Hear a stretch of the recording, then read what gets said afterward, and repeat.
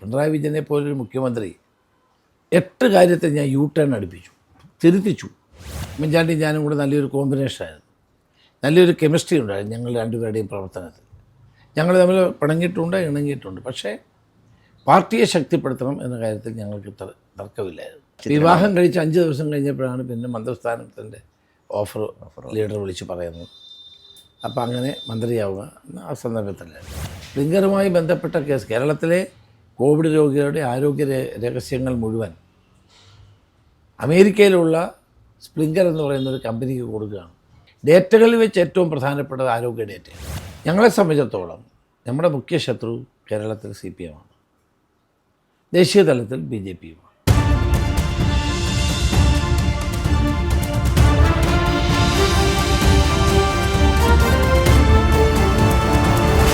ആമുഖം ആവശ്യമില്ലാത്ത ഒരു രാഷ്ട്രീയ നേതാവാണ് ഇന്ന് നമ്മളോടൊപ്പം ഉള്ളത്, ശ്രീ രമേശ് ചെന്നിത്തല.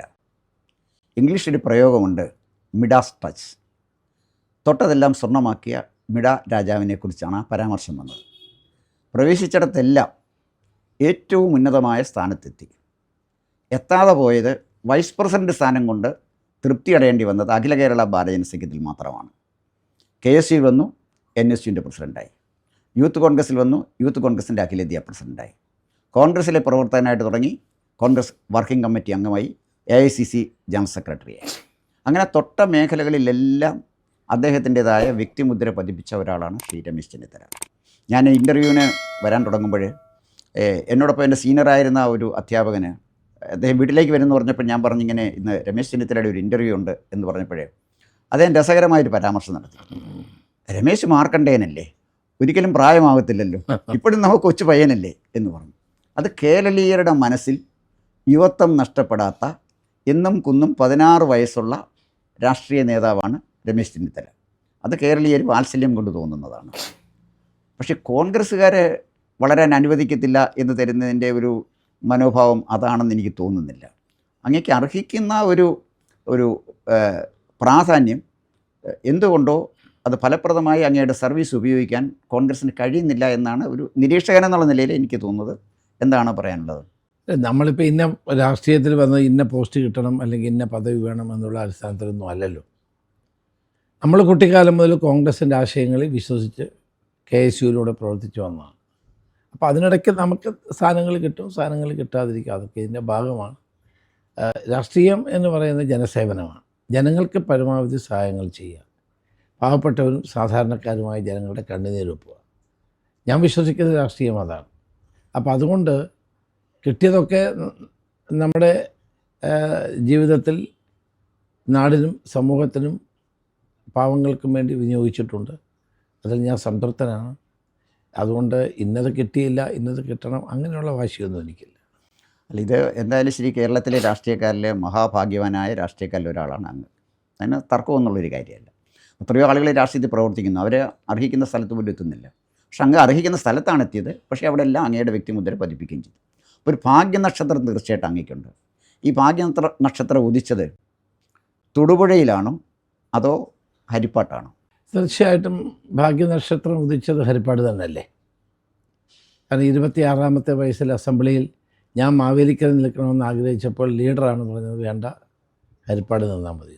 തൊട്ടടുത്ത അതിർത്തിയാണ്, ചെന്നിത്തലയും ഹരിപ്പാടും തമ്മിൽ അതിർത്തിയാണ്. പള്ളിപ്പാട് ചെന്നിത്തല എന്ന് പറയുന്നത് തൊട്ട് അതിർത്തിയാണ്. അപ്പോൾ തീർച്ചയായിട്ടും അവിടുത്തെ ജനങ്ങൾ നൽകിയ പിന്തുണയാണ് എൻ്റെ ജീവിതത്തിലെ ഏറ്റവും വലിയ കരുത്ത്. അതിന്നും അത് തന്നെയാണ്, അതിലൊരു സംശയവും.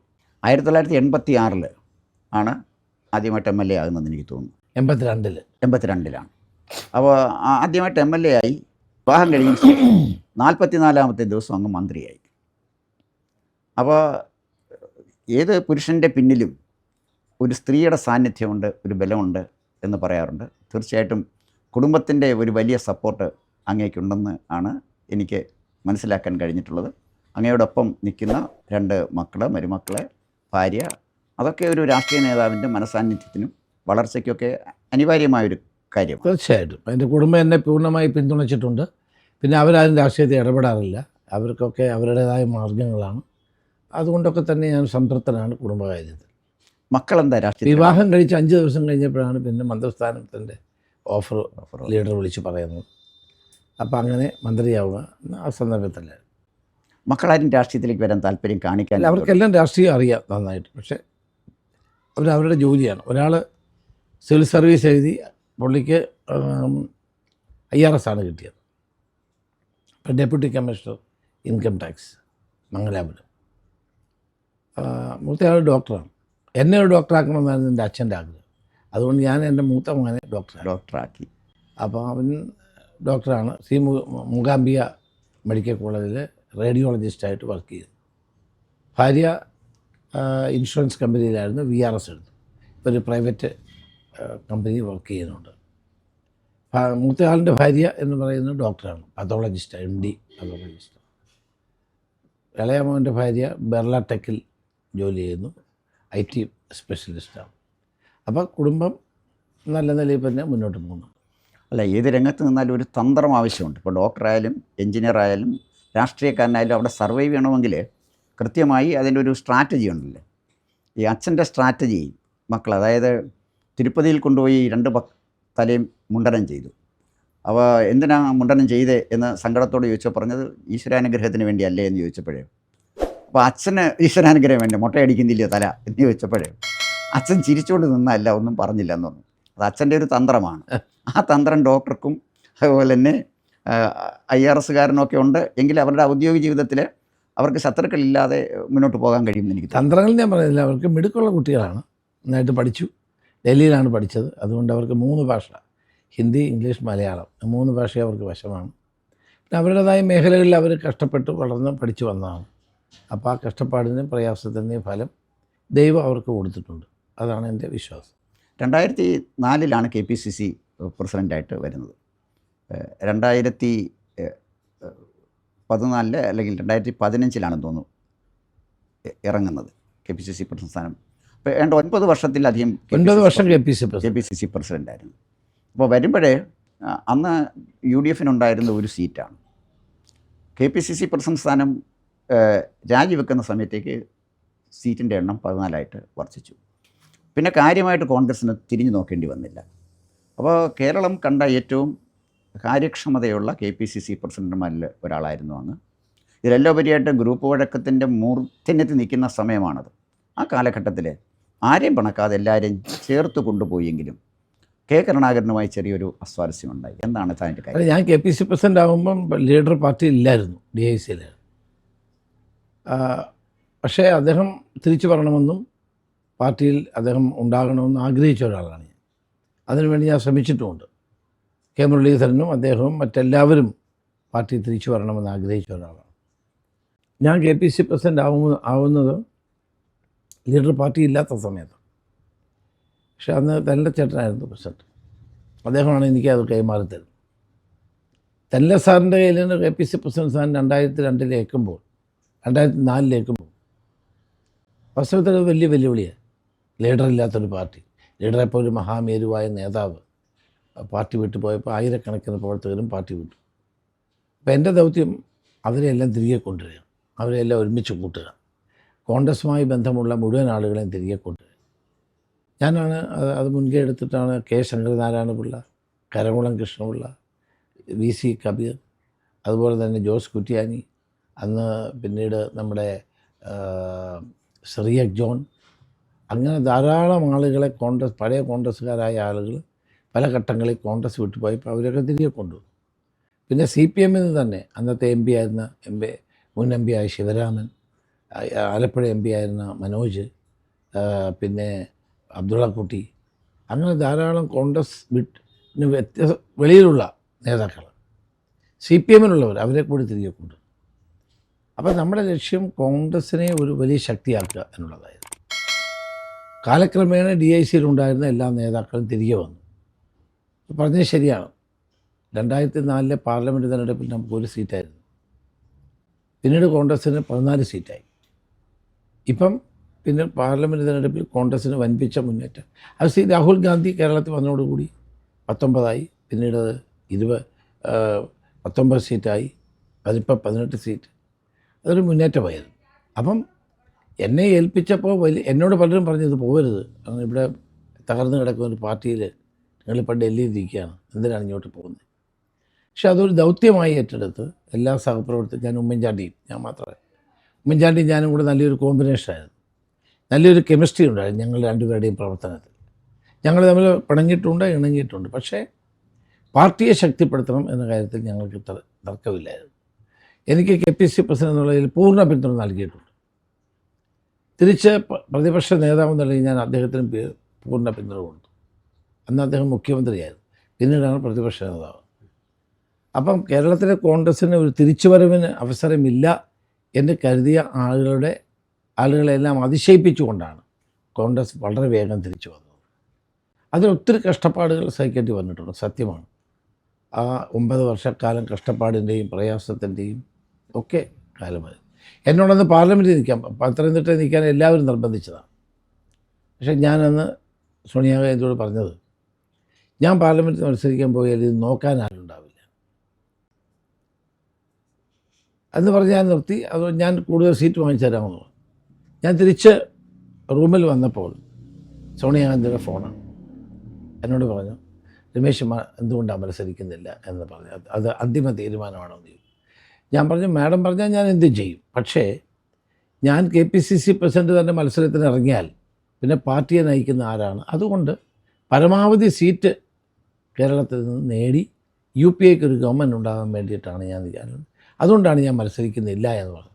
അപ്പോൾ അത് അവർക്ക് മനസ്സിലായി ഞാൻ പറഞ്ഞൊരു ഉദ്ദേശം എന്താ. അങ്ങനെ അവർ എന്നോട് ഉണ്ട്. മൻമോഹൻ സിംഗ് എന്നോട് കണ്ടപ്പോൾ you should have been in my cabinet എന്നായിരുന്നു അദ്ദേഹം ആഗ്രഹിച്ചത്. പക്ഷെ ഞാൻ കണ്ടത് എന്താണ്, ഒരു ദൗത്യം നമ്മൾ ഏറ്റെടുത്തു. അപ്പോൾ പിന്നെ അവിടെ മത്സരിക്കുക, അത് കഴിഞ്ഞ് വേറൊരിടത്ത് മത്സരിക്കുക, അല്ലെങ്കിൽ അടുത്തയിടത്ത് മത്സരിക്കുക, അതൊരു സ്വഭാവം എനിക്കില്ലാത്ത ആളാണ്. ഞാനാകെ മത്സരിച്ചത് ആദ്യം കോട്ടയത്ത് മാവേലി ഹരിപ്പാടാണ്. അത് കഴിഞ്ഞ് അപ്രതീക്ഷിതമായി ഞാൻ പോലും ചോദിക്കാതെയാണ് എന്നെ കോട്ടയത്ത് മത്സരിപ്പിച്ചത്. അത് കഴിഞ്ഞ് ഞാൻ മാവേലിക്കര മത്സരിച്ചു, പിന്നെ ഞാൻ ഹരിപ്പാട് തന്നെ. ഞാൻ അങ്ങനെ കേരളം മുഴുവൻ ഓടി കടന്ന് മത്സരിക്കുന്ന ഒരു സ്വഭാവം എനിക്കില്ല. എന്നോട് പലരും പറഞ്ഞു വട്ടിയൂർക്കാവ് നിൽക്കാൻ പറഞ്ഞിട്ടുണ്ട്, പല കോൺസ്റ്റിറ്റ്യുവൻസിയിൽ നിൽക്കാൻ പറഞ്ഞിട്ടുണ്ട്. ഞാൻ പറഞ്ഞില്ല. ഹരിപ്പാട് ജനങ്ങൾ എന്നെ ഏറ്റവും കൂടുതൽ ഇഷ്ടപ്പെടുന്നവരും സ്നേഹിക്കുന്നവരും. ഞാൻ തിരിച്ചു. ഞാൻ എട്ടും പൊട്ടും അറിയാത്തൊരു പ്രായത്തിൽ അവിടെ MLA ആയ ഒരാളാണ്. അതും CBC വാരിൽ 5 തവണ ജയിച്ച് നിന്നൊരു മണ്ഡലമാണ്. അവിടെയാണ് ഞാൻ പോയി നിൽക്കുക. കോൺഗ്രസിൻ്റെ ആദ്യത്തെ സ്വാതന്ത്ര്യം കിട്ടിയതിന് ശേഷം ആദ്യത്തെ കോൺഗ്രസ് MLA ഞാനാണ് അവിടെ. അപ്പോൾ CPMന് നല്ല പേരുള്ള ഒരു മണ്ഡലത്തിൽ നിന്ന് ജയിച്ച് അവിടുത്തെ ജനങ്ങൾ എനിക്ക് നൽകിയ പിന്തുണ ഇപ്പോഴും തുടരുന്നു. അപ്പം ഞാൻ പറഞ്ഞത്, അന്ന് വേണമായിരുന്നെങ്കിൽ എനിക്ക് മത്സരിച്ച് അന്ന് കേന്ദ്രമന്ത്രിയാണ്. പക്ഷെ നമ്മളൊരു സ്ഥാനം ഏറ്റെടുത്ത് കഴിയുമ്പോൾ നമ്മുടെ വ്യക്തിപരമായ താല്പര്യത്തെക്കാൾ എനിക്കൊരു വാശിയായിരുന്നു KPCC പ്രസിഡന്റ് ഒരു വിജയകരമായി പാർട്ടിയെ മുന്നോട്ട് നയിക്കണമെന്ന്. അത് കഴിഞ്ഞു എന്നാണ് എൻ്റെ വിശ്വാസം. അല്ല, എന്തായാലും തീർച്ചയായിട്ടും അങ്ങ് KPCC പ്രസിഡൻ്റായിട്ട് വരുന്ന കാലഘട്ടം, അതിന് ശേഷമുള്ളൊരു കാലഘട്ടം, അങ്ങ് രാഷ്ട്രീയത്തിൽ വരുമ്പോൾ കരുണാകരനും AK ആൻ്റണിയും തമ്മിലുള്ള ഒരു ഗ്രൂപ്പ് വൈര്യം, വ്യക്തിപരമല്ലല്ലോ, ഒരു ഗ്രൂപ്പ് വൈര്യം മൂർച്ഛിച്ച് നിന്ന ഒരു കാലം. അത് കഴിഞ്ഞ് കരുണാകരൻ കോൺഗ്രസ് വിട്ടുപോയി, DIC രൂപീകരിച്ചു. അത് കോൺഗ്രസിന് വലിയൊരു അഗ്നിപരീക്ഷയുടെ സമയമായിരുന്നു. പിന്നീട് വന്ന അങ്ങും ഉമ്മൻചാണ്ടിയുമായിട്ട് നല്ല ഒരു കോമ്പിനേഷനായിരുന്നു, ഒരു കുഴപ്പമില്ലാതെ. അപ്പോൾ നമ്മളെ രാഷ്ട്രീയം നിരീക്ഷിക്കുന്നവർക്ക് നിങ്ങളുടെ ഈ കോമ്പിനേഷൻ ഡയാമസ് ഇരട്ടകളെ പോലെ പ്രവർത്തിച്ച ആളുകളാണ് നിങ്ങൾ രണ്ടുപേരും. രാഷ്ട്രീയത്തിൽ അഭിപ്രായം വരും, അഭിപ്രായ വ്യത്യാസം വരും. പക്ഷേ ആ ഒരു കോമ്പിനേഷൻ K. സുധാകരനും VD സതീശനുമായിട്ട് പിന്നെ ഉണ്ടായി കണ്ടിട്ടില്ല. അങ്ങയുടെ ശിഷ്യനാണ് VD സതീശൻ. പക്ഷേ എന്തുകൊണ്ടാണ് അത്തരം ഒരു കോമ്പിനേഷന് പിന്നീട് ഉണ്ടാകാതെ പോയത്? അത് വ്യക്തികളെ ആശ്രയിച്ചിരിക്കും. ഞാനും ഉമ്മൻചാണ്ടിയും തമ്മിൽ അഭിപ്രായ വ്യത്യാസങ്ങളൊക്കെ ഉണ്ടായിരുന്നു. പിന്നീട് ഞങ്ങൾ രണ്ടുപേരും 2 വിഭാഗത്തിൻ്റെ 2 ഗ്രൂപ്പുകളുടെ നേതൃത്വത്തിലേക്ക് വന്നു. പക്ഷെ അപ്പോഴും ഞങ്ങൾ രണ്ടുപേരുടെയും സ്വഭാവം ഏകദേശം ഒരുപോലെ തന്നെയായിരുന്നു. ആരോടും പിണങ്ങാതിരിക്കുക, എല്ലാവരെയും യോജിപ്പിച്ചു കൊണ്ടുപോവുക, തൻ പ്രമാണിത്വം ഇല്ലാതാകുക, ഞാൻ എന്ന ഭാവം ഇല്ലാതെ നമ്മളെല്ലാവരെയും കൂട്ടി യോജിപ്പിക്കുക, അതാണ് ആവശ്യം. നമ്മുടെ വരുന്ന ഒരാൾക്ക് നമുക്ക് ചിലപ്പോൾ ഇതെല്ലാം ചെയ്തു കൊടുക്കാൻ പറ്റില്ല. പക്ഷെ നമ്മൾ അയാളെ കേട്ട് ആശ്വസിപ്പിച്ച് വിടുമ്പോൾ അയാൾക്കുണ്ടാകുന്ന ഒരു സന്തോഷം വളരെ വലുതാണ്. നമ്മുടെയൊക്കെ വരുന്ന എന്തിനാണ് വരുന്നത്? ഒരു പ്രതീക്ഷയുമായിട്ട് വരികയാണ്. അങ്ങനെ പ്രതീക്ഷയായിട്ട് വരുന്ന ആളുകളെ നമ്മൾ അവർക്ക് വേണ്ടി ചെയ്യാൻ കഴിയുന്നത് ചെയ്യുക. ചിലപ്പോൾ നടന്നെന്ന് വരും, ചിലപ്പോൾ നടന്നില്ലെന്ന് വരും. അപ്പം പക്ഷേ വരുന്ന ആളിനെ അപ്പം തന്നെ പറ്റില്ല എന്ന് പറഞ്ഞ് വിടുന്ന ഒരു സ്വഭാവം എനിക്ക് പണ്ടേ ഇല്ല, ഇപ്പോഴും ഇല്ല, ഒരിക്കലുമില്ല. നോ പറയാൻ വളരെ വിഷമമുള്ള ഒരാളാണ്. അതിനെ പലപ്പോഴും അബദ്ധത്തിൽ ചടിച്ചിട്ടുമുണ്ട്. ഉമ്മൻചാണ്ടിക്ക് ഏകദേശം ആ സ്വഭാവമാണ്. അപ്പോൾ ആ രണ്ട് സ്വഭാവങ്ങൾ ഒരുമിച്ച് പോയപ്പോൾ പിന്നെ ഞങ്ങൾക്ക് നേതൃത്വം തന്ന ശ്രീമതി സോണിയാഗാന്ധി, അക്കാര്യത്തിൽ സോണിയാഗാന്ധിക്ക് വലിയ പങ്കുണ്ട്. ഒരുമിച്ച് പോകണം എന്ന ഞങ്ങളെ ഒരുമിച്ച് കൊണ്ടുപോകുന്ന കാര്യത്തിൽ അവർ വലിയൊരു പങ്ക് വഹിച്ചിട്ടുണ്ട്. അപ്പോൾ അതെല്ലാം കൊണ്ടാണ് ആ കാലഘട്ടത്തിൽ ഒരുമിച്ച് പോയത്. പിന്നെ ആ ചോദിച്ച ചോദ്യം അതിന് ഉത്തരം എനിക്ക് പറയാൻ കഴിയില്ല. അത് സ്ഥാനങ്ങളിൽ വരുന്ന ആളുകൾ അവരാണ് പരസ്പരം യോജിച്ച് ഒരുമിച്ച് പ്രവർത്തിക്കേണ്ടത്. പാർട്ടിയാണ് വരുന്നത്, പാർട്ടിയാണ് നമുക്ക് ഈ സ്ഥാനം തരുന്നത്. അത് നമ്മുടെ ബേസിക്കായ ഉത്തരവാദിത്വം പാർട്ടിയോടാണ്, ജനങ്ങളോടാണ്. അപ്പോൾ അതുകൊണ്ട് തന്നെ നമ്മൾ ഒരുമിച്ച് പോകാനാണ് എപ്പോഴും ശ്രമിക്കേണ്ടത്. കേരളം കണ്ട 2 പ്രതിപക്ഷ നേതാക്കന്മാരെയാണ് എൻ്റെ ഓർമ്മയിലുള്ളത്. ഒന്ന് വി എസ് അച്യുതാനന്ദനും ഒന്ന് അങ്ങുമാണ്. നിങ്ങളുടെ രണ്ടുപേരും തമ്മിലൊരു സാദൃശ്യം, പെരുമാറ്റത്തിലോ സ്വഭാവത്തിലുള്ള നിലപാടുകളിലെ സാദൃശ്യം, രണ്ടുപേർക്കും ഉറച്ച നിലപാടുണ്ടായിരുന്ന ആളുകളാണ്. നിങ്ങൾ രണ്ടുപേരും നിയമസഭയ്ക്കകത്തും പുറത്തും ശക്തമായി ഭരണപക്ഷത്തിനെതിരെ പോരാടിയ ആളുകളാണ്.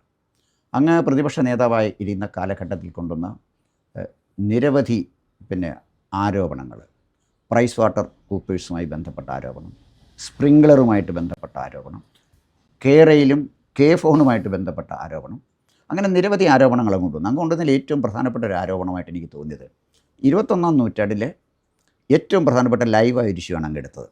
ഇന്ത്യയിലെ ഏതെങ്കിലും ഒരു സംസ്ഥാനത്ത് ഏതെങ്കിലും ഒരു പ്രതിപക്ഷ നേതാവ് അത്തരം ഒരു വിഷയം എടുത്തിട്ടുണ്ടോ എന്ന് എനിക്ക് സംശയമാണ്.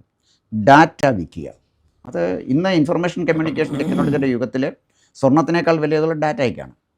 അത് മറിച്ച് വിറ്റു, നമ്മുടെ രോഗികളെ സംബന്ധിച്ചിടത്തോളമുള്ള ഡാറ്റ മറിച്ച് കൊടുത്തു എന്ന ഒരാരോപണം ശക്തമായി നിയമസഭയ്ക്ക് അകത്ത് അങ്ങേക്ക് ഉന്നയിക്കാൻ കഴിഞ്ഞു, പുറത്തും അങ്ങേക്ക് ഉന്നയിക്കാൻ കഴിഞ്ഞു. അപ്പം കേരളം കണ്ട 2 പ്രതിപക്ഷ നേതാക്കളിൽ ജനമോർത്ത് നിൽക്കുന്ന 2 പ്രതിപക്ഷ നേതാക്കളിൽ ഒരാളാണ് അങ്ങ്. പക്ഷേ രണ്ടാമത്തെ ടീമിൽ എന്തുകൊണ്ടാണ് പ്രതിപക്ഷ നേതൃത്വ സ്ഥാനത്ത് നിന്ന് അങ്ങ് ഒഴിവാക്കപ്പെട്ടത്? അതിനകത്തൊരു ശരികേട് എനിക്ക് തോന്നുന്നുണ്ട്. ഞാൻ പ്രതിപക്ഷ നേതാവാകുന്നത് ശ്രീ ഉമ്മൻചാണ്ടി മുഖ്യമന്ത്രി സ്ഥാനം ഒഴിഞ്ഞ് വന്ന സന്ദർഭത്തിൽ അദ്ദേഹം തന്നെയാണ് എൻ്റെ പേര് നിർദ്ദേശിക്കുന്നത്. ഞാൻ അദ്ദേഹത്തിൻ്റെ ഗവൺമെൻറ്റിൽ ആഭ്യന്തരമന്ത്രിയായിരുന്നു.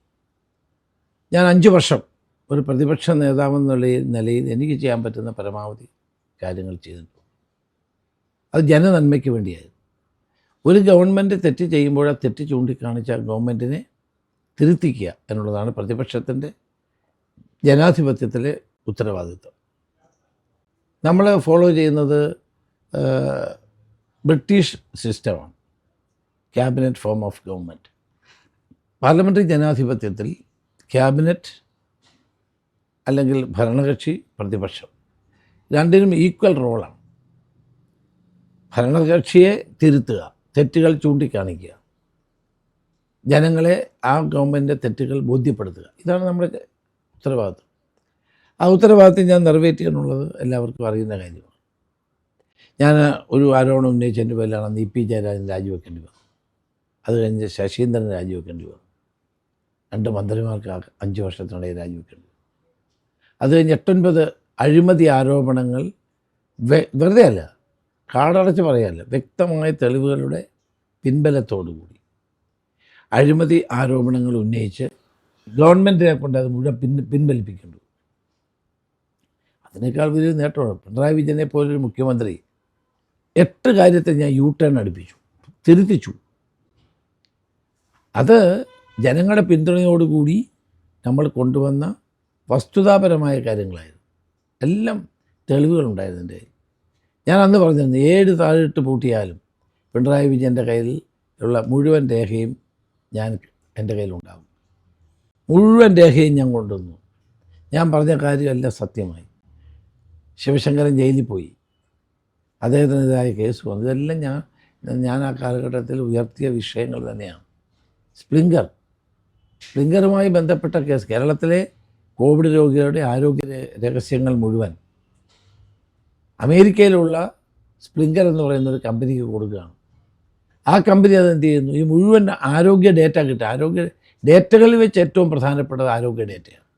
കാരണം വൻകിട മൾട്ടിനാഷണൽ ഫാർമസ്യൂട്ടിക്കൽ കമ്പനികൾക്ക് ഇത് ആവശ്യമാണ്.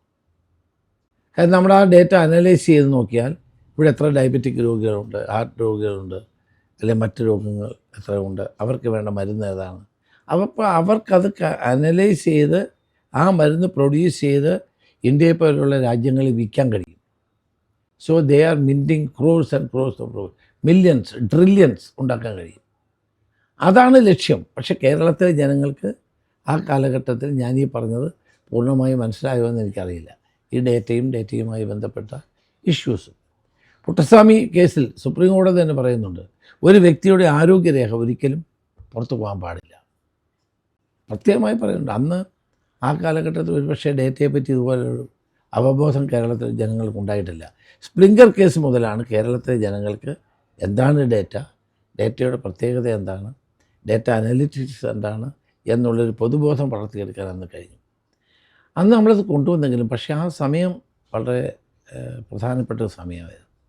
അത് കോവിഡായിരുന്നു. കോവിഡ് കാരണം കോവിഡ് എന്ന് പറയുന്ന മഹാമാരി, പണ്ട് പ്ലേഗ് നമ്മൾ വന്ന കാലമുണ്ടായിരുന്നു. അതുപോലെ കേരളത്തിൽ പണ്ട് വസൂരി വന്നൊരു കാലമുണ്ടായിരുന്നു. അതുപോലെയായിരുന്നു ഇത്. അസാധാരണമായ ഒരു സാഹചര്യമായിരുന്നു. ലോകം മുഴുവൻ മനുഷ്യൻ പരസ്പരം കാണാൻ പറ്റുന്നില്ല, എല്ലാവരും മാസ്ക് ധരിക്കുന്നു, പുറത്തിറങ്ങാൻ 5 പേരിൽ കൂടുതൽ പുറത്തിറങ്ങാൻ പാടില്ല, എല്ലാവരും വീട്ടിലിരിക്കുന്നു, ആരോടും കമ്മ്യൂണിക്കേറ്റ് ചെയ്യാൻ കഴിയില്ല. ആ സന്ദർഭത്തിലാണ് ഗവൺമെൻറ് ഒരു രക്ഷകനായി മാറുന്നത്. അവർ ഫ്രീ ആയിട്ട് അരി കൊടുക്കുന്നു, കിറ്റ് കൊടുക്കുന്നു, മരുന്ന് കൊടുക്കുന്നു, അത് വീട്ടിൽ കൊണ്ടെത്തിക്കുന്നു. അപ്പം ജനങ്ങൾക്ക് വെളിയിൽ പോലും ഇറങ്ങാൻ കഴിയാത്തൊരവസ്ഥയിൽ ഗവൺമെൻറ്റാണൊരു സംരക്ഷണം. അപ്പം അത് ജനങ്ങൾ ധരിച്ചതെല്ലാം ഇടതുപക്ഷ ഗവൺമെൻറ് അല്ലെ പിണറായി വിജയൻ തന്നതാണ്. അപ്പം തിരിച്ച് നമുക്ക് ഇത്തരം വിഷയങ്ങൾ ഞങ്ങൾ ഉന്നയിച്ചെങ്കിലും അതൊക്കെ പിൻവലിച്ചെങ്കിലും അത് ജനങ്ങളിലേക്ക് എത്തിക്കാൻ നമുക്ക് കഴിയാതെ പോയി. കാരണം എന്താ, എങ്ങനെ എത്തിക്കും? ഞാനൊരു ജാഥ നടത്തിയത് ശരിയാണ്, അത് എന്നോടെല്ലാവരും പറഞ്ഞ് നടത്തരുത്, കോവിഡ് കാലത്ത് നടത്തിയാൽ ഞാൻ തന്നെ ആശുപത്രിയിലാവുന്നു. എന്നാലും ആശുപത്രിയിലാവും റിസ്ക്കാണ് ഞാനെടുത്ത് ഞാൻ ആ ജാഥ കംപ്ലീറ്റ് ചെയ്തു. പക്ഷെ അതുകൊണ്ട് മാത്രമായില്ല, ജനങ്ങളിലേക്ക് എത്തിക്കുന്ന സഹായം ആളുകൾ തരികയത്. കിറ്റ് കിട്ടിയപ്പോൾ എന്താ, 1 മാസത്തേക്കുള്ള സാധനം കിട്ടി. അപ്പോൾ പിണറായി വിജയനെ നോട്ട് ചെയ്യാൻ മതി. പക്ഷെ ഇന്നിപ്പോൾ പലയിടത്തും ഞാൻ ചെല്ലുമ്പോൾ ആളുകൾ പറയാം, സാർ അന്ന് ഞങ്ങൾക്ക് തെറ്റുപറ്റിപ്പോയി, ഈ കിറ്റ് കിട്ടിയപ്പോൾ ഇതെല്ലാം മറന്നുപോയി. അത് സഹതപിക്കുന്ന ആളുകളുണ്ട്, അല്ലെങ്കിൽ ദുഃഖിക്കുന്ന ആളുകളുണ്ട്. അന്ന് അത് കേരളത്തിൽ മാത്രമല്ല, മമതാ ബാനർജി ബംഗാളിൽ തിരിച്ചു വന്നത് ഇത് തന്നെയാണ്. ബോറിസ് ജോൺസൺ ബ്രിട്ടീഷ് പ്രധാനമന്ത്രി, ഏറ്റവും അൺപോപ്പുലറായിരുന്നു അദ്ദേഹത്തിൻ്റെ ഭരണം. പക്ഷെ അവിടെ നടന്ന പഞ്ചായത്ത് തിരഞ്ഞെടുപ്പുകളിൽ അദ്ദേഹത്തിന് വലിയ വിജയമുണ്ടായി. കാരണം കോവിഡ് മാനേജ്മെൻറ്റാണ്. കേരളത്തിലെ കോവിഡ് മാനേജ്മെൻറ്റിൽ പരാജയങ്ങൾ ധാരാളം ഉണ്ടായിരുന്നു. പക്ഷേ ജനങ്ങൾക്ക് ആനുകൂല്യം കിട്ടിയപ്പോഴത് ഗവൺമെൻറ് തന്നാണെന്നുള്ള ചിന്തയുണ്ടായി. സ്വാഭാവികമായും ആ ഗവൺമെൻറ് ജനങ്ങൾ വോട്ട് ചെയ്തു. അതാണ് അതിൻ്റെ സത്യം. അല്ലാണ്ട് പ്രതിപക്ഷം മോശമായതുകൊണ്ടോ പ്രതിപക്ഷത്തിൻ്റെ പ്രവർത്തനങ്ങൾ മോശമായതുകൊണ്ടല്ല. അതോടൊപ്പം തന്നെ വേറൊരു രാഷ്ട്രീയ കാരണം കൂടാണ്. 69 സീറ്റുകളിൽ BJPയുടെ വോട്ട് CPMനും. അതിൻ്റെ പ്രധാനപ്പെട്ട കാരണം നേമത്തെ ഞങ്ങൾ സ്ട്രോങ് ആയൊരു ക്യാൻഡിഡേറ്റിനെ, മുരളീധരനെ നിർത്തി. ഇന്ന് ഒരു സീറ്റൂടെ ഞങ്ങൾ നഷ്ടപ്പെടുത്താൻ ശ്രമിക്കുകയാണ്. ഒരു കാരണം. രണ്ടാമത്തെ കാരണം, കേന്ദ്രത്തിൽ നരേന്ദ്രമോദിക്ക് ഒരിക്കലും കോൺഗ്രസിൻ്റെ നേതൃത്വത്തിൽ ഒരു ഗവൺമെൻറ് ഉണ്ടാകുന്നതിൽ താല്പര്യമില്ല. കോൺഗ്രസ് മുക്ത ഭാരതം, അതായിരുന്നു അദ്ദേഹത്തിൻ്റെ ലക്ഷ്യം. ഇപ്പോഴും അതാണ്. പാർലമെൻറ്റ് തിരഞ്ഞെടുപ്പിൽ 14 സീറ്റ് കിട്ടി BJPക്ക്. അസംബ്ലി വന്നപ്പോൾ അത് 10 ആയിട്ട് കുറഞ്ഞു. UDFന് 40% വോട്ട്, LDFന് 44% വോട്ട്. അപ്പോൾ 14-ന് 10 പോയ BJPയുടെ 4% അപ്പുറത്ത് ചെന്നപ്പോഴാണ് അവർക്ക് വിജയമുണ്ടായത്. 30 സീറ്റ് നമ്മൾ തോറ്റത് 10,000 വോട്ടിൽ താഴെയാണ്. 10 സീറ്റ് തോറ്റത് 5000-ൽ താഴെയാണ്. അപ്പോൾ 30 സീറ്റ് തോറ്റത് 10-ൽ താഴെ വോട്ടുകൾക്കാണ്. ആ 30 സീറ്റ് ഉണ്ടായിരുന്നെങ്കിൽ ഗവൺമെൻറ് ഉണ്ടാക്കാമായിരുന്നു. അപ്പോൾ ഇങ്ങനെ അഡ്വേഴ്സായിട്ടുള്ള ഒരു സാഹചര്യം ആയതുകൊണ്ടാണ് അന്ന് നമുക്ക് ഒരു ഗവൺമെൻറ് ഉണ്ടാക്കാൻ കഴിയാതെ പോയത്. അതിൻ്റെ ഉത്തരവാദിത്വം മുഴുവൻ ഞാൻ ഏറ്റല്ലോ. ഞാൻ അതേറ്റു. ഞാൻ ആ സ്ഥാനത്ത് നിന്ന് മാറിയെങ്കിലും ഞാൻ പാർട്ടിക്കെതിരായി ഒരു അക്ഷരം വേണ്ടിയിട്ടില്ല. പാർട്ടി പ്രവർത്തകനായി ഇപ്പോഴും തുടരുകയാണ്. അങ്ങ് കൊണ്ടുവന്ന ഈ ഡാറ്റ സ്പ്രിംഗ്ലർ അഴിമതി, കേരളത്തിലെ വോട്ടവകാശമുള്ള പൗരന്മാരിൽ ബഹുഭൂരിപക്ഷം ആളുകളും നമ്മുടെ ചെറുപ്പക്കാരാണ്. അവരെ എഡ്യൂക്കേറ്റ് ചെയ്യണം. അതാണ് ഒരു പാർട്ടിയുടെ മിഷൻ, ജനത്തിനെ എഡ്യൂക്കേറ്റ് ചെയ്യുക എന്നുള്ളതാണ്. അത് CPM അത് ചെയ്യുന്നുണ്ട്. അവരെ ഏത് മാർഗ്ഗം ഉപയോഗിച്ചും കോർണർ മീറ്റിങ്ങുകളിലൂടെ ആളുകളെ എഡ്യൂക്കേറ്റ് ചെയ്യും. നമുക്ക് ഗ്രാമപ്രദേശങ്ങളിൽ ചെന്നറിയാം, ഓരോ സാധാരണ CPMൻ്റെ പ്രവർത്തകനും ആളുകളെ എഡ്യൂക്കേറ്റ് ചെയ്യാൻ ട്രെയിൻഡാണ്, അവരെ ചെയ്യുകയും ചെയ്യുന്നുണ്ട്. ഈ സ്പ്രിംഗ്ലർ അഴിമതി അടക്കം അങ്ങ് കൊണ്ടുവന്ന നിരവധി അഴിമതികൾ. ഇതൊന്നും ജനത്തിനെ എഡ്യൂക്കേറ്റ് ചെയ്യാൻ സംഘടനാ തലത്തിൽ കോൺഗ്രസ് പാർട്ടിക്ക് കഴിഞ്ഞില്ല. അതൊരു പക്ഷേ അത്തരം ഒരു പ്രചരണം കോൺഗ്രസ് ഏറ്റെടുത്താൽ രമേശ് ചെന്നിത്തല എന്ന് പറയുന്ന നേതാവിന് പ്രാധാന്യം കിട്ടുമോ എന്നാരെങ്കിലും തെറ്റിദ്ധരിച്ചോ എനിക്കറിയില്ല. ഒരുപക്ഷെ അങ്ങേക്കായിരിക്കും അതിനെക്കുറിച്ച് ഇല്ല, അതല്ല, അന്ന് ഞാൻ പറഞ്ഞല്ലോ, അതിൻ്റെ സാഹചര്യം അതായിരുന്നു. അതാരുടെയും കുറ്റമല്ല. അന്നന്ന് വെളിയിൽ മനുഷ്യൻ ഇറങ്ങാൻ വയ്യാത്ത ഭീകരമായ ആൾ മരിച്ചു വീഴല്ല, കോവിഡ് കാരണം ആൾ റോഡിൽ മരിച്ചു വീഴുക, ശവമടക്കാൻ പോലും സ്ഥലമില്ല, കൂട്ടിയിട്ട് കത്തിക്കുക, ഇതൊക്കെയല്ലേ ഇന്ത്യയിലുടനീളം നടന്നത്. ഇങ്ങനൊരു സാഹചര്യം ലോകത്തുണ്ടായിട്ടുണ്ട്. അപ്പം മനുഷ്യൻ അവൻ്റെ ജീവനെപ്പറ്റി ചിന്തിക്കുമോ ഡേറ്റയെപ്പറ്റി ചിന്തിക്കുമോ? അപ്പോൾ അവനവൻ്റെ ജീവിതത്തെ പറ്റിയുള്ളൂ. വെളിയിറങ്ങി നടന്ന ഒരു പൈസ കൊടുത്ത് ഒരു സാധനം വാങ്ങിക്കാൻ പോക്കറ്റിൽ പൈസയില്ല, ഗവൺമെൻറ് ഫ്രീ തരുന്നു, കിറ്റ് തരുന്നു. സ്വാഭാവികമല്ലേ, ആൾ വോട്ട് ചെയ്യില്ലേ? അതാണ് സംഭവിച്ചത്. പക്ഷെ ഇനിയും പറഞ്ഞിട്ട് കാര്യമില്ല. പിന്നെ ഈ പറഞ്ഞ ഒരു കാര്യം ശരിയാണ്, we have to educate the people. അത് ആവശ്യമാണ്. ഒരു രാഷ്ട്രീയ പ്രസ്ഥാനം എന്ന നിലയിൽ നമ്മൾ കൊണ്ടുവരുന്ന ഓരോ വിഷയങ്ങളും ജനങ്ങളിലെത്തിക്കുക, ജനങ്ങളിൽ പ്രചരണം നടത്തുക, ബോധ്യപ്പെടുത്തുക എന്നുള്ളത് ഒരു വലിയ ഘടകമാണ്. അല്ല, അത് തന്നെ ഉദാഹരണത്തിന് ഇപ്പം നമ്മൾ എന്ത് പറഞ്ഞാലും കേരളത്തിലെ ജനങ്ങൾ മൂന്ന് പിന്നെ പൊളിറ്റിക്കൽ അലൈൻമെൻറ്റിൻ്റെ ഭാഗമായി കഴിഞ്ഞു. LDF, UDF, BJP. ഇപ്പോൾ കോൺഗ്രസ് മുക്ത കേരളമോ ഭാരതമോ നരേന്ദ്രമോദി ആഗ്രഹിക്കട്ടെ, അത് അദ്ദേഹത്തിൻ്റെ ഒരു ആഗ്രഹം. അങ്ങനെ 2000 നമ്മുടെ ചെന്നിത്തല ഗ്രാമപഞ്ചായത്ത് നടന്ന തിരഞ്ഞെടുപ്പിൽ BJPയെ തോൽപ്പിക്കാൻ LDFുമായിട്ട് ഒരു ധാരണയിലെത്തുകയോ അല്ലെങ്കിൽ സൗമനസ്യം കാണിക്കുകയോ ചെയ്തു, ഏതെങ്കിലും ആയിക്കോട്ടെ. എന്തായാലും അന്ന് അതിനെക്കുറിച്ച് വളരെ പരാമർശിക്കപ്പെട്ട ഒരു കാര്യമാണ് BJP തോൽപ്പിക്കാനായിട്ട്. ഇത് 2000 നടന്നത്. 2004 വന്നപ്പോൾ ആരും പ്രതീക്ഷിക്കാത്ത വിധത്തിൽ തൃശ്ശൂർ പോലെ ഒരു പാർലമെൻറ്റ് കോൺസ്റ്റിറ്റ്യുവൻസിയിൽ BJP ജയിച്ചു വന്നു. അതാണ് ഒരു യാഥാർത്ഥ്യമാണ് ഞാൻ പറയുന്നത്. മറ്റൊന്ന്, 11 മണ്ഡലങ്ങളിൽ BJP ഒന്നാമതായിട്ട് വന്നു, 8-9 മണ്ഡലങ്ങളിൽ രണ്ടാമതായിട്ടും വന്നു. ഏറ്റവും കൗതുകകരമായൊരു കാര്യം, ഹരിപ്പാട് കോൺസ്റ്റിറ്റ്യുവൻസിയിൽ BJP സ്ഥാനാർത്ഥിയായിട്ട് ആലപ്പുഴ മത്സരിച്ച ശോഭാ സുരേന്ദ്രനാണ് 2ാം സ്ഥാനത്ത് വന്നത്. കായംകുളത്തും വന്നു. അതൊരു പക്ഷേ വരുന്ന അടുത്ത അസംബ്ലി തിരഞ്ഞെടുപ്പിൽ അത് അങ്ങേ ബാധിക്കത്തില്ല, അത് പേഴ്സണലായിട്ട് കിട്ടുന്ന വോട്ടാണ്, അതല്ല പ്രശ്നം. അപ്പോൾ കോൺഗ്രസ്സിന് ഈ BJPയുടെ വളർച്ചയെ പ്രതിരോധിക്കാൻ കഴിയും എന്ന് അങ്ങ് കരുതുന്നുണ്ടോ? കഴിയുമെന്ന് അങ്ങനെ കരുതുന്നുണ്ടെങ്കിൽ എങ്ങനെയാണ്, എന്ത് തന്ത്രമാണ് അതിന് അങ്ങയുടെ മനസ്സിലുള്ളത്? ശരി, നമ്മൾ കാണേണ്ട ഒരു കാര്യം, BJP സ്വാഭാവികമായിട്ട് കേന്ദ്രം ഭരിക്കുന്ന ഒരു പാർട്ടിയാണ്. പഴയതുപോലെ അങ്ങനെ അവർക്ക് ശക്തിയില്ല എന്നൊന്നും ഞാൻ പറയുന്നില്ല. അവർക്ക് ശക്തിയൊക്കെ ഉണ്ട്. കേരളത്തിൽ കുറച്ചോട്ടുള്ള പാർട്ടിയാണ്. പക്ഷെ അവർ പലപ്പോഴും ചെയ്യുന്നത്, ആ വോട്ടുകൾ കഴിഞ്ഞ തെരഞ്ഞെടുപ്പിൽ ചെയ്തു, കഴിഞ്ഞ അസംബ്ലി തെരഞ്ഞെടുപ്പിൽ അത് ഞാൻ പറയാം, 14% വോട്ട് പാർലമെൻറ്റിൽ ഉണ്ടായത്. അസംബ്ലി വന്നപ്പോൾ 10 കുറഞ്ഞു. ആ 4% അങ്ങോട്ട് പോയി. കാരണം നമ്മൾ വരരുതെന്നുകൊണ്ട്. ഞങ്ങളെ സംബന്ധിച്ചിടത്തോളം നമ്മുടെ മുഖ്യ ശത്രു കേരളത്തിൽ CPM ആണ്, ദേശീയ തലത്തിൽ BJPയുമാണ്. ഇവിടെ അങ്ങ് പറഞ്ഞു സുരേഷ് ഗോപി ജയിച്ച കാര്യം. സുരേഷ് ഗോപി ജയിച്ചത് ഒരു BJPക്കാരനായി മാത്രമല്ല, അദ്ദേഹത്തിന് 2-3 തവണ അവിടെ തോറ്റു. ഒരു സിനിമാ നടൻ, നല്ല മികച്ച സിനിമാ നടന്മാരിൽ ഒരാളാണ് അദ്ദേഹം. അപ്പം അദ്ദേഹത്തിന് കിട്ടിയ വോട്ട് BJPയുടെ വോട്ടാണെന്ന് ഞാൻ വിശ്വസിക്കുന്നില്ല. രാജഗോപാൽ ഇവിടെ ജയിച്ചത് BJPയുടെ വോട്ട് കൊണ്ടല്ല, അദ്ദേഹത്തിന് ജനങ്ങളുടെ ഒരു അംഗീകാരമുണ്ട്, അത് വ്യക്തിപരമായ വോട്ടുകളാണ്. പാർലമെൻറ്റ് തെരഞ്ഞെടുപ്പിൽ അവർക്ക് കിട്ടിയ വോട്ടും കുറേ കേന്ദ്രത്തിൽ BJP വരണമെന്ന് ആഗ്രഹിച്ച് ചെയ്ത വോട്ടുകളുണ്ടാകും. പക്ഷെ അത് പാർലമെൻറ്റ് തെരഞ്ഞെടുപ്പിൽ ഉണ്ടായത് അസംബ്ലി ഉണ്ടാവില്ല. എൻ്റെ മണ്ഡലത്തിൽ ശരിയാണ്, 30,000 വോട്ടാണ് CPMൻ്റെ വോട്ട് മറിഞ്ഞത്. കോൺഗ്രസിൻ്റെ അല്ലെ UDFൻ്റെ ഒരു 10,000 വോട്ടുകൾ. അവിടെ CPM 1ാം സ്ഥാനത്തേക്കുന്ന പാർട്ടി CPM 3ാം സ്ഥാനത്ത് പോയി.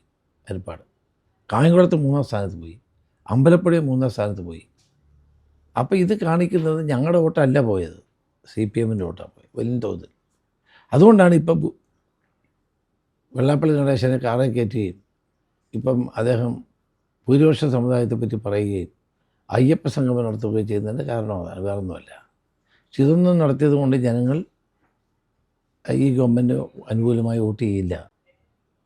കേരളത്തിലെ കഴിഞ്ഞ തെരഞ്ഞെടുപ്പിൽ അവർക്ക് ന്യൂനപക്ഷ പ്രകടനമായത്, പൗരാവകാശം ഉൾപ്പെടെയുള്ള കാര്യങ്ങൾ. ഇത്തവണ ഭൂരിപക്ഷ സമുദായത്തെ പിടിച്ചു വരാൻ കഴിയുമെന്നാണ് ചിന്തിക്കുന്നത്. തീർച്ചയായും ഈ തെരഞ്ഞെടുപ്പിൽ ജനങ്ങൾ ഇടതു മുന്നണിയെ തിരസ്കരിക്കും. UDFന് നല്ല ഭൂരിപക്ഷത്തോടെ അധികാരത്തിൽ വരാൻ കഴിയും. ജനങ്ങൾ ഈ സർക്കാരിനെ വെറുത്തിരിക്കുന്നു. കൂടുതൽ വാർത്തകളും വിശേഷങ്ങളും നേരിട്ട് ലഭിക്കാൻ ജനങ്ങളിൽ നിന്ന് ജനങ്ങളിലേക്ക് ജനഭൂമി ന്യൂസ് സബ്സ്ക്രൈബ് ചെയ്യൂ. ബെൽ ബട്ടൺ അമർത്താനും മറക്കരുത്.